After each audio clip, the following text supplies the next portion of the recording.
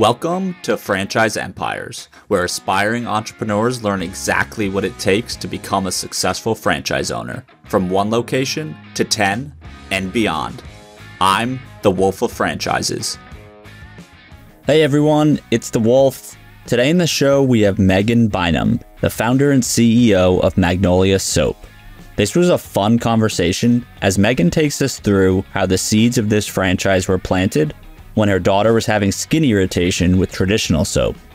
Magen ended up creating a plant-based alternative, which she's been able to build an experiential retail store around, and now has recently started franchising it. I think you're going to really enjoy this episode.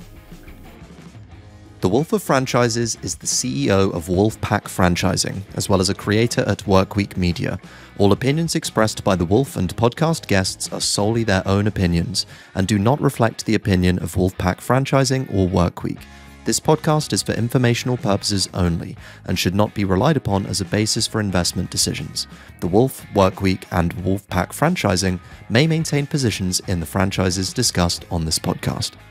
I guess a good place for this story that I thought was interesting was, I know you started this, I think, back in 2016, and it was to solve a personal kind of issue with one of your family members. So do you want to kind of just give us like the origin story there of how you even got the idea for a concept like Magnolia Soap? Yeah, so I started Magnolia Soap out of the need for a plant-based alternative for my daughter. So I am that typical Southern first-time mommy that's like obsessed about everything my child's eating. Like, I'm going to hand make all her food. I'm going to do, that lasted for a little while. It was not realistic and didn't last very long. But, I was very cognitive about everything that I was putting on her skin. And in doing that, I noticed even the baby lotion that's, in your Walmarts and things like that was just jam packed with all kinds of chemicals and ingredients that I couldn't read. And that just didn't set well with my first time mommy heart, that I wanted to make sure that what I was putting on my child was the best of the best.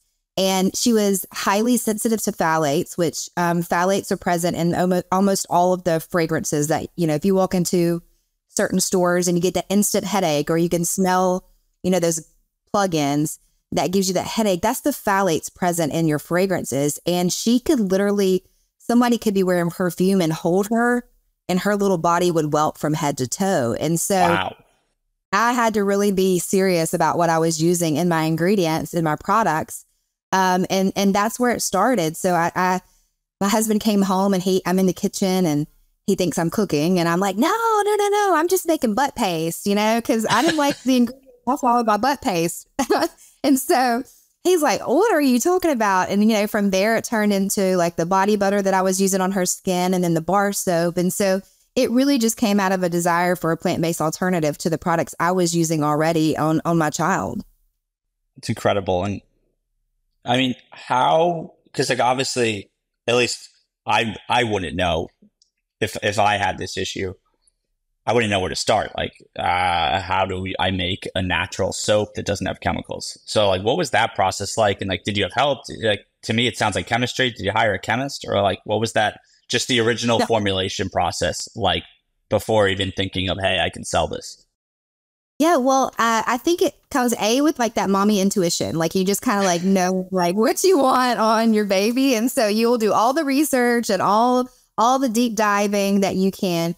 I have a science kind of I dabbled a lot in science. Science was my favorite class, all through high school and for the little bit of college I went to. So I would just say that really that came with just researching in it and just diving in and finding the benefits of shea butter to skin, the benefits of olive oil for skin. And that's literally how I came up with everything. Every recipe was just formulated out of me, okay, this is what I need to happen on my skin. What body butter or what oil or butter is going to achieve that for me. Yeah. No, that's, some of those ingredients that you're saying, I'm I've definitely seen those on shampoo and body wash models, but I'm going to guess they come with also a ton of chemicals on the back end too. Absolutely. You can't pronounce it. I'm just not comfortable putting anything on my skin that I can't pronounce. Yep. And in my research and in diving in deeper into, the ingredients that are going on your body, typically those ones you can't pronounce are the ones you don't want on your body. No, 100%. I completely agree.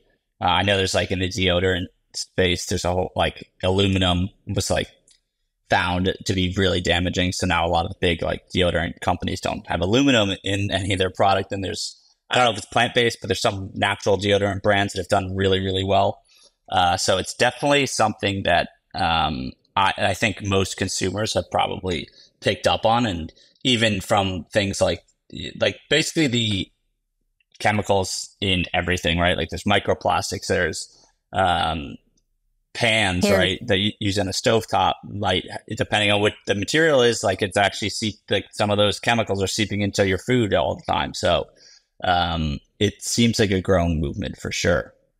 Yeah, and that's all it is it's just being cognitive of everything that you're putting on your skin. I mean, anything you're putting on your skin within 26 seconds is absorbing into your bloodstream. And so, I mean, that should make anybody like just be a little bit more aware of what you're putting on your skin. Even like you're talking about the deodorants, we do make an aluminum free and baking soda free deodorant. And a lot of these, we have tons of oncologists and cancer hospitals that have picked up our deodorant because it is that clean version. And we also have the phthalate free fragrances, which is again a known, hormone disruptor and things like that. So it's really just being cognitive about what you're putting on your skin and in your body.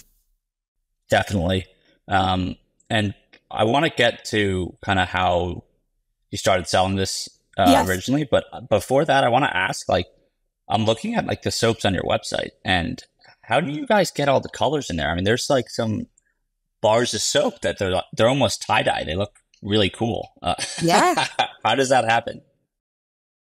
Another thing is both of my children now are extremely allergic to red dyes. So Okay. That was the next thing, aside from the phthalate-free fragrances, was dyes. I had to eliminate dyes in all aspects of our diet. And oh my gosh, it will blow your mind how dyes are used in everything you're using. I mean, from a hot dog to like macaroni and cheese, like just everything, like anything that children want to eat. I mean, usually it's going to be loaded with those dyes. And so that was the next thing, was eliminating dyes from our entire diet, also on your skin. And so we use a product called mica. And so it's just a powder that's beautifully colored. It's great for the skin. It's not aggressive on the skin at all. And of course, my children are the first ones I test on. I'm like, hey, let's try, and so. So you said it's called mica, and that's what can give the kind of tie-dye appearance to some of these soaps? Yeah, so we color the soap oils with a product called mica. Super cool. A mica powder. It's super cool. It's definitely unique. No dyes are ever. No dyes are ever. That was, again, just out of a need for something different for my children. They can't have dyes. And so I assumed that there was other moms out there that were experiencing the same thing. And literally that's one of the stories we hear all the time is, if my child goes to Walmart and wants a bath bomb, they're not able to use it because it agitates their skin, but they can absolutely use a Magnolia bath bomb because it's free of all those harmful chemicals. Amazing. And so did you early on think that this was something that you could start selling and build a business around? Or like, what was kind of maybe, if it was a moment, an event, or a customer even that like planted that seed that like, hey, like we should also sell this, not just use it for like our own family? Right. So my background is in cosmetology, and I had hair salons and nail salons. And during all this time of creating these products for my child, I also was looking for a plant-based alternative to the scrubs and butters that we were using in my nail salons, because I had a really bougie, if you can imagine, a girly, nice, beautiful, fancy nail salon, where you had champagne served to you. You got to customize your butters and scrubs. So it was very experienced, very much, given the tweak to just your average, nail appointment. And so in doing that, I couldn't find an alternative that was a plant-based, clear alternative for the scrubs and butters that was out there in the markets. And so I began creating my scrubs and butters, salts, and soaps for the nail salons. And then that's when we kind of dabbled into the retail side of it and was like, hey, people are like all over my products. You know, after they got the service, they were like, I want to take that home and use it. And so we started dabbling in the retail side of that in the nail shops. And then I kind of like went home to my husband. I was like, hey, I've got a really crazy idea that I want to try this kind of like storefront with just the retail products. And so we started in New Albany, Mississippi, which at the time was population 6,500, like low rent. So I didn't have very much risk. And so that's kind of, I was like, let's just try it and see how it goes. We're going to sign like a 1-year lease. And if it doesn't work, then, you know, we'll pack up and go home. But turns out that first year we did like $700,000 in retail selling soaps, butters, and scrubs in New Albany, Mississippi, population 6,500. Yeah, those are numbers I would not have expected. That's really Nor incredible. Did we. Yeah. Nor did. That's fascinating. Did you ever think to did you ever try selling it online? Like as a, like, you know, e-commerce nationwide, anything like that? Or did you? Yeah, we're definitely online. We're omni-channel. So we are definitely online. We do direct to consumer. So online shopping at magnoliasoapandbath.com. We started that pretty early. I knew like that was going to be, you know, my way to get it out to the masses the fastest. And so we started the online pretty quickly. We also got into wholesaling. So selling to other mom and pop shops that wanted to feature our products. And we did all of this out of a 1,200 square foot downtown New Albany facility. So it's fun to look back, especially now, like sitting in, you know, our 10,000 square foot warehouse where we're making everything and shipping it out daily. It's fun to look back and remember, you know, starting doing those kind of numbers in a 1,200 square foot building downtown. Yeah, that's I mean, a lot of growth since then, and we'll get to the franchising stuff soon. But I know, you know, I saw you guys have a decent number of corporate stores, so I think it's like 10 or 12 the last time I looked. So, what's the motivation behind that? And I ask mainly because you see a lot of like emerging franchises today that. And not that I don't think there's a right or wrong way. There's been super successful franchises with tons of successful franchisees that the initial concept was just one corporate store and they franchised it from there. So like it can work either way. But 12 is actually, I'd say, for an emerging brand, that's a higher number of corporate stores. So, you know, is there a specific strategy there other than, or is it just like, hey, we know the model ourselves, like we're going to build out our own stores while we're also franchising them? Yeah, so the idea behind my corporate locations were that I was going to be the guinea pig and testing and putting my money behind all the different markets that were out there. That's the beauty of Magnolia Soap, is that this works anywhere. This can work in a college town. This can work in a huge city. This can work in a downtown location. It can work in a strip center, and it can even work in a mall location. And I did that testing with my own money and my own skin in the game. And I wanted to be able to say that whenever, you know, a customer came to me or a prospective franchisee came to me, that I had, you know, this location and this is what they've done. And it's really just showing the proof behind the pudding with what we've got going on and testing it in all these different markets. Because like I said, I started in a downtown, smaller, literally a small town. And I was like, well, this works here, but does it work because they know me? Does it work because my family is from here? And so then we went to a college town and it worked amazingly there.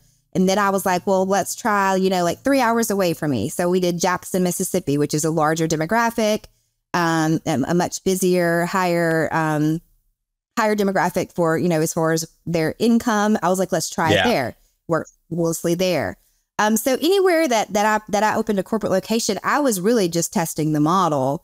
Also, the money that these stores generate was great too. And so I was like, I mean, as long as I can just duplicate and keep this rolling, I mean, you know, that's great income for my family. And so that's kind of what we've done. And we've tested it in new states. And so it wasn't just Mississippi that we tried it in. I ventured over into Alabama. I went into Tennessee. And so I was just really testing the markets. I like that. I think it's a really good way for franchisors to prove out the concept rather than almost try to convince franchisees, like the early franchisees, to help them prove it out.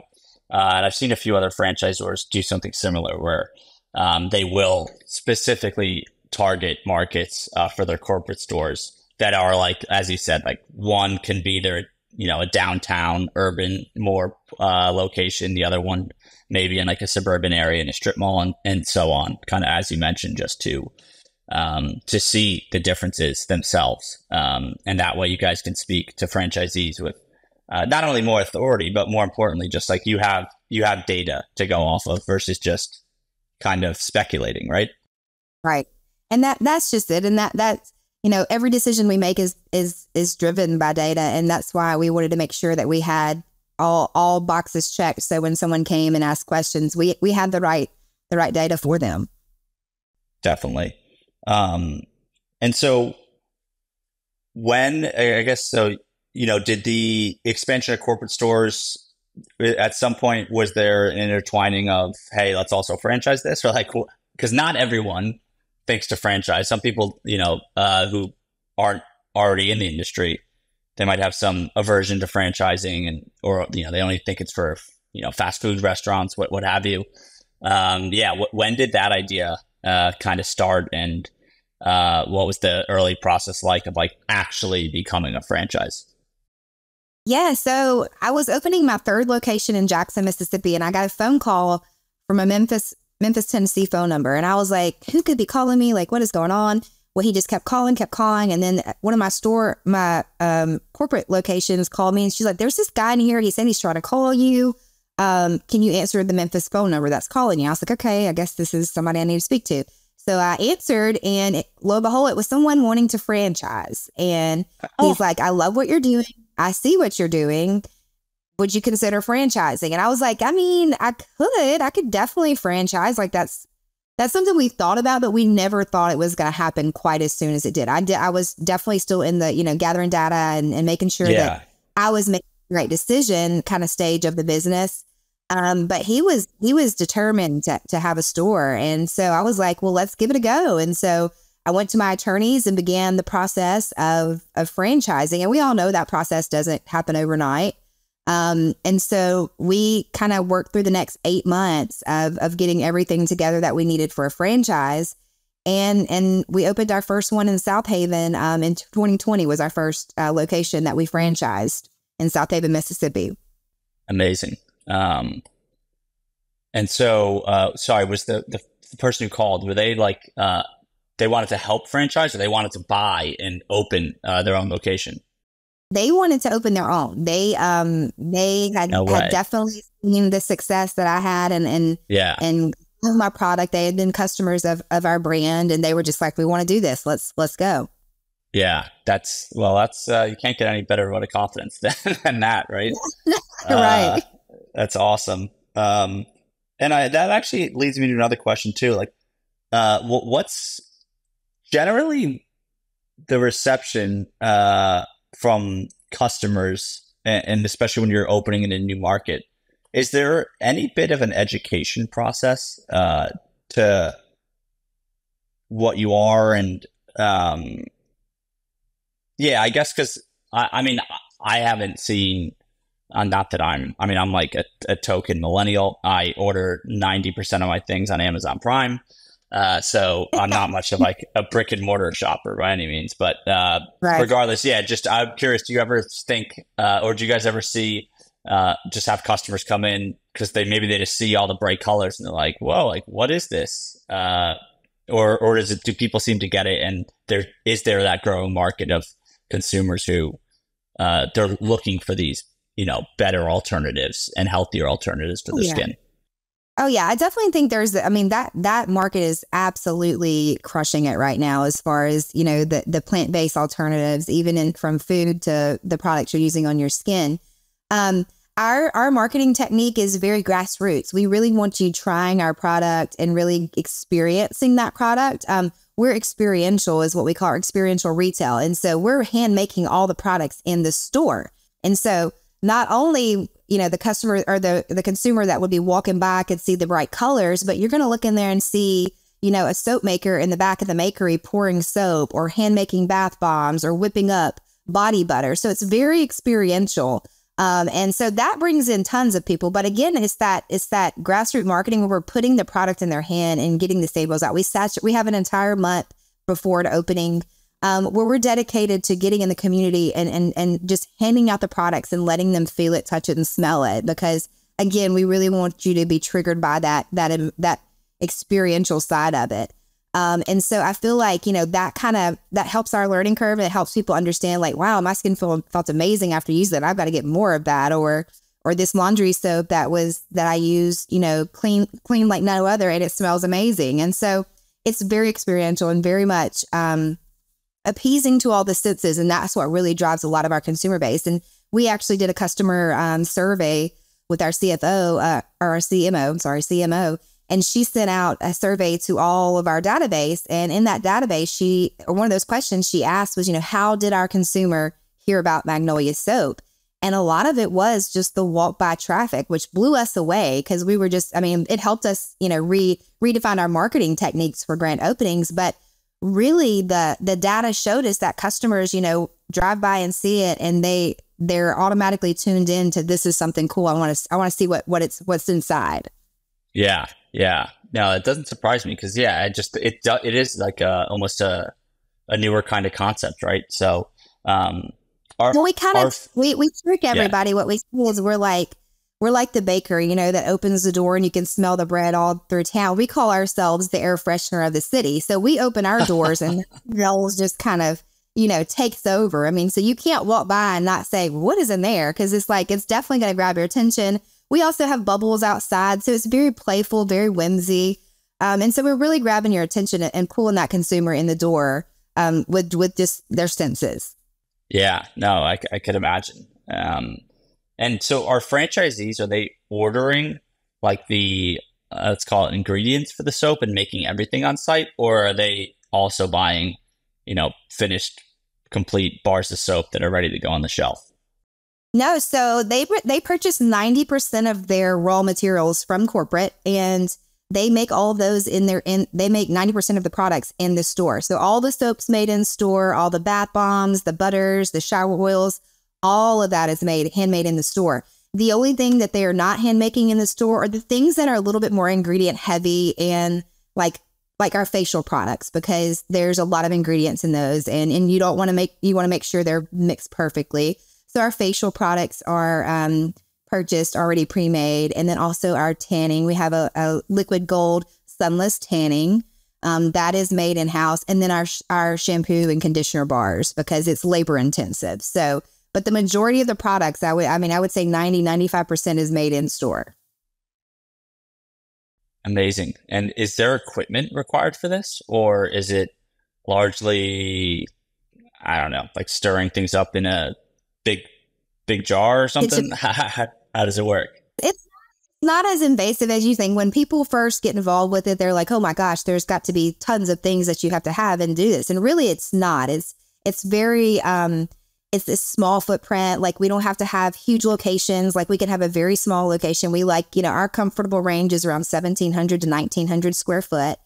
But you don't have to have that much space to make these products, because you've got big KitchenAids, you've got an Emerson blender, and you're making soap. I mean, it's really not that intensive as everyone freaks out and thinks like, oh my gosh, you have to have, an entire factory, obviously, to make all this. But it's really, we've condensed it and we've made it if you can follow, recipes, you can make our products. And so it's very easy and very, very small footprint.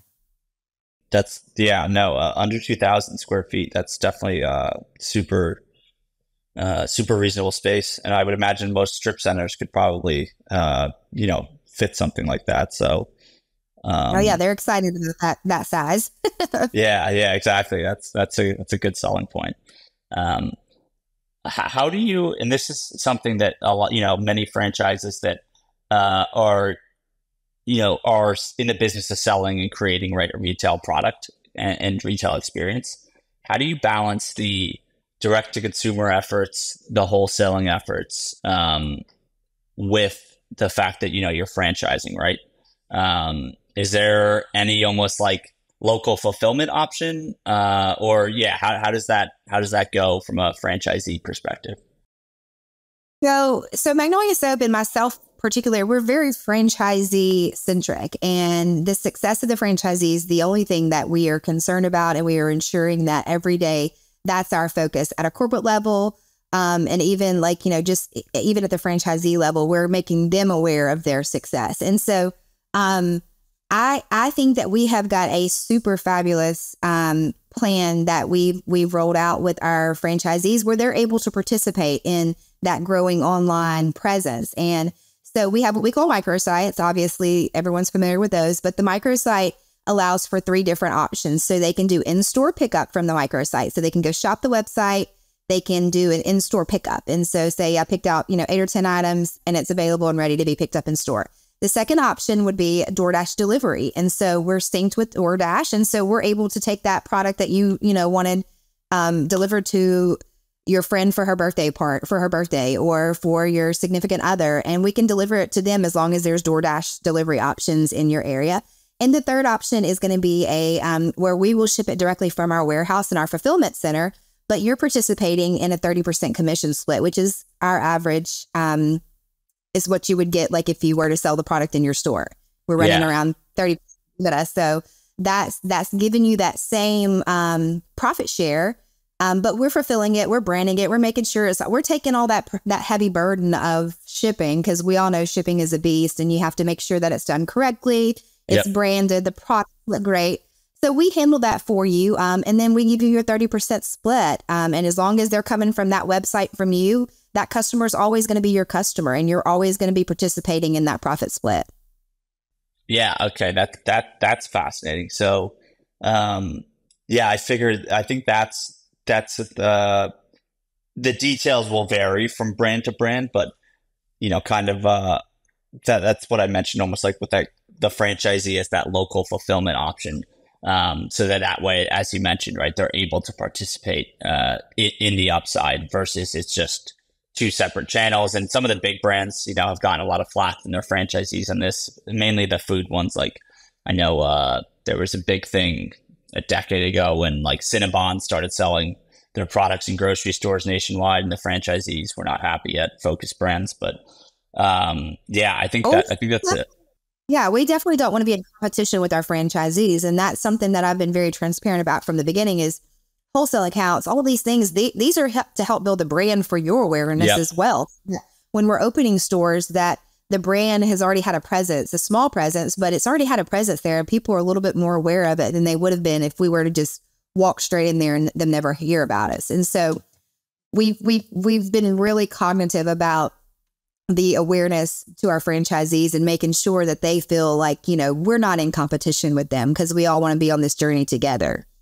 Yeah, no, absolutely. And that's a great point too, that those other channels do help build the brand. So then, when someone sees the store and the sign on the store, it's not the first time they're seeing the brand, and maybe that compels them to walk in. And at scale, it gets interesting. Like I know, this is just a random aside, but Tim Hortons, they actually at times, because they sell K-Cups, right, nationwide for their coffee, but they'll, in America at least, where, they still have room to expand, sometimes they'll pick the market just based on what K-Cups are getting purchased the most in a certain area. Because they're like, people here clearly like Tim Hortons more than other markets. Like, we're going to pick here to open up the next store with one of our franchisees. So there's definitely validity to kind of that whole concept. So it's cool that you're able to do that in some respect already as well. Yeah. And again, like you said, it's just data. It's giving you more data for that area. And like that example you just gave, we did that with an area. We had somebody came in that they were just, I don't care where I open. I just want to be able to open in Mississippi. So we went and looked at all of our wholesale accounts. So we're like, we've got a really strong wholesale account in this area. They're killing it. I don't think it'd be a bad idea to try a store there. And sure enough, it's one of our top performing stores. Nice. A year later. And I think it was generally because it already had that brand presence. Yep. Yeah, that's awesome. And on the franchise front, so you guys, like you said, only been franchising for a few years now, but already have, I think, 12 to 16 stores open. We've got 42 stores open. Oh, wow. So you guys have opened a lot this year then. Yeah, we've got 42 locations open. Wow. Oh, wait, Yeah, I've got like a little spreadsheet. So were you at 21 locations at the start of the year, correct? Yeah, so right. you've doubled this year. That's No, fantastic. Nice. yeah. We've got another probably, I think 15 sold. So should be, around the 62-ish mark, 65 mark. That's rolling into next year to get those stores Amazing. open. And what's that process been like from the units sold? And this is something that I've started to pay more attention to, is how many units are actually getting opened versus just the sold. Because I think in the industry, there's obviously brokers and this and that, because like the franchises sold becomes this metric that everyone talks about. But at the end of the day, if they're not getting open, it doesn't help you, right, as a franchisor. Yeah. We're hyper focused on that. I don't have any stores that are not opening. We're not going to be selling, 10 packs and things like that. We're very, very much like 3 is the max we'll go. And we've only sold like 1 or 2 of those. What we've kind of we talk our franchisees into getting that first one open, and then let's reevaluate in 6 months and talk about 2 and 3, because I want to make sure your success is top notch. Also, I don't want to sell to a franchisee and they're not a great franchisee, and they don't understand business like they should, and they're harming, they're doing more harm to the brand than they would be helping. So we're very cognitive and very hyper focused on the locations that we've sold. They're opening, and they're getting stored. They're absolutely on the path to open within 6 months, and they all are. We have not had any that we've sold that have not opened within our 6-month time frame. And so we're very proud of that number, because I know, like, you're talking like other brands that have sold franchisees, but how many, or franchise locations, but how many of those are actually getting open? And we're not that brand. We're never going to be that brand. Yeah, that's impressive. 6 months. That's a really swift opening timeline. So We've got it dialed down so tight, and again, we don't have a very big footprint. We don't have elaborate build outs. We're not, our all in for our franchisees is around $350,000. So there's not that much that goes into the build outs on these locations. If you can give me a vanilla box, I can have you open according to our timelines really within like 2 months. And we've done that plenty of times. We are super proud of that. We've honed in on all the aspects, and we take over from real estate to the design, from we handle it all for you. So you literally sign up, and then you just get it on our process, and we've got a store open in 3 months. incredible. Yeah, that's great to see. Yeah, I really just think once the franchisee's like in the system, and it's no longer this franchise development / sales process, it's Right. all about like, okay, like how can we just transfer that knowledge and get them open and operating at a high level as fast as possible. That's good. That's good. Yeah. Well, so going forward here, what I don't know if you have thought this far ahead, but like, is there a goal in your mind for the brand as far as like number of locations that you want to get open, or I don't know, international expansion? Do you have kind of a master plan that you guys are striving towards?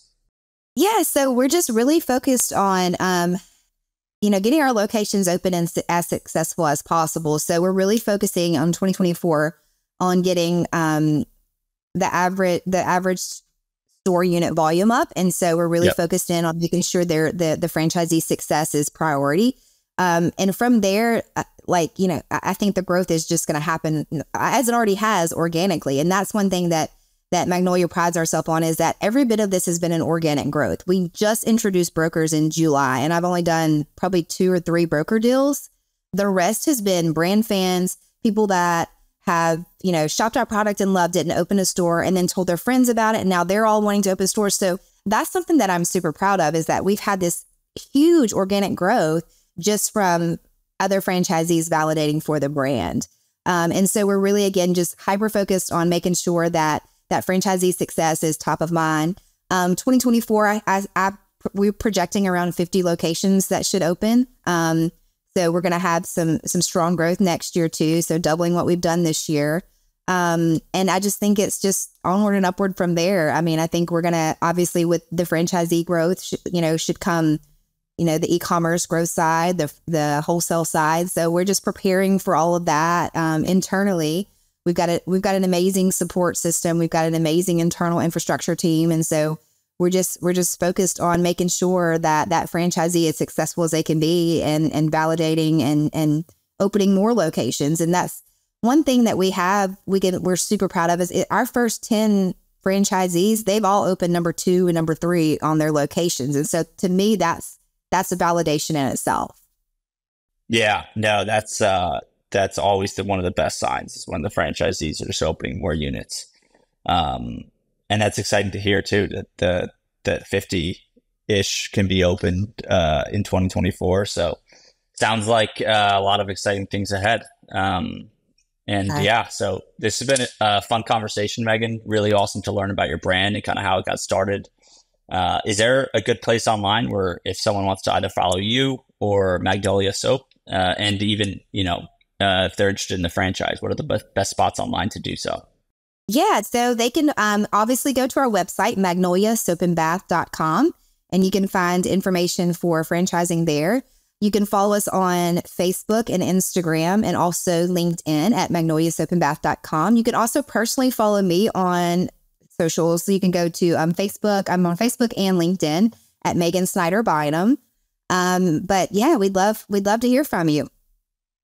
Awesome. We'll plug some of those in the show notes, folks, so you can get in touch with Megan or the brand and follow along. And Megan, seriously, thanks again. It was really cool to learn about your company, and look forward to talking soon.